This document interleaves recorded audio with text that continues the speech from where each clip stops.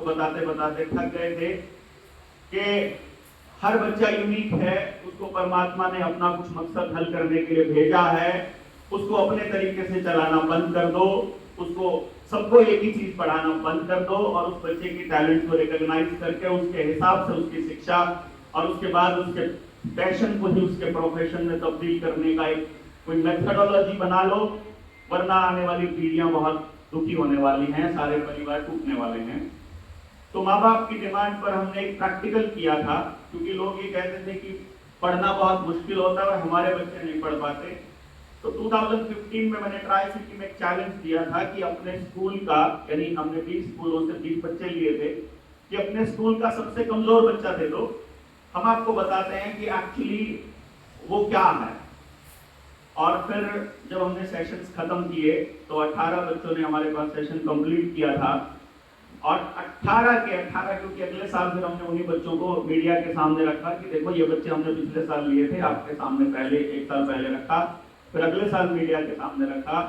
And everybody was surprised and happy to see that 18 के 18 बच्चे जो अपनी अपनी क्लास के सबसे लोएस्ट स्कोरर थे, वो अपने अपने स्कूल के हाईएस्ट अचीवर बने। वाह, बहुत सुंदर। उसके बाद हमने सोसाइटी से कहा कि मान लीजिए आपकी क्लास के सभी बच्चे बहुत अच्छे मार्क्स लेना शुरू कर देते हैं, तब आपके पास टॉपर्स के लिए भी जगह नहीं है, तो बाकी बच्चे कहाँ जाएंगे। और जब इसका समाधान या इसका उत्तर नहीं मिला तो उसके बाद मैंने अपना इंस्टीट्यूट सन 2016 में इस संकल्प के साथ बंद कर दिया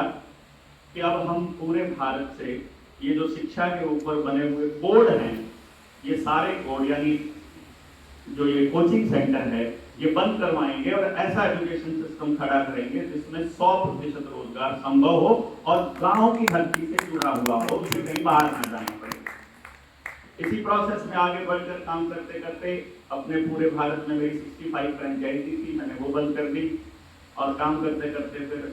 किसान आंदोलन, लॉकडाउन लग गया, लॉकडाउन के बाद फिर किसान आंदोलन,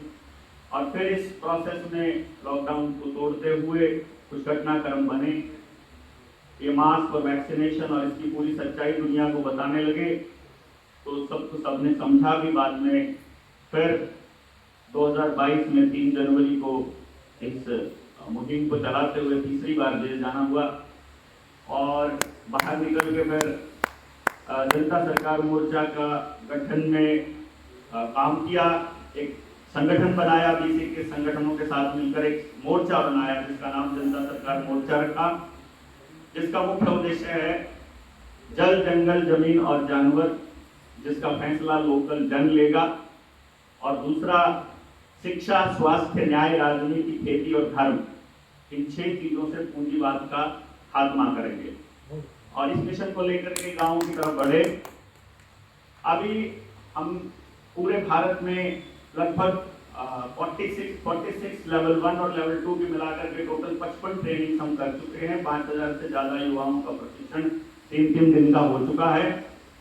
और इमीडिएटली इस सेशन के बाद जब हम यहाँ से जाएंगे तो इसके बाद हम 300 युवाओं को पूरे हरियाणा के 7000 गाँव में उतार रहे हैं, जिसमें एक बंदे को एक टीम के साथ में, यानी 300 टीमें पूरे हरियाणा के 7000 गाँव में अगले 1 महीने में हर गांव से मिनिमम 10 लोगों की टीम तैयार कर रहे हैं, जिनका मकसद हर मुद्दे पर, यानी शिक्षा पर, स्वास्थ्य, न्याय, राजनीति, सब पर एक पूरी संगठित टीम हर गांव में तैयार करना। इस प्रकरण में अपने गांव से शुरुआत की थी मैंने, और जैसे आपने पूछा था कि बदलाव हो क्यों नहीं रहा इतने सब लोगों के साथ,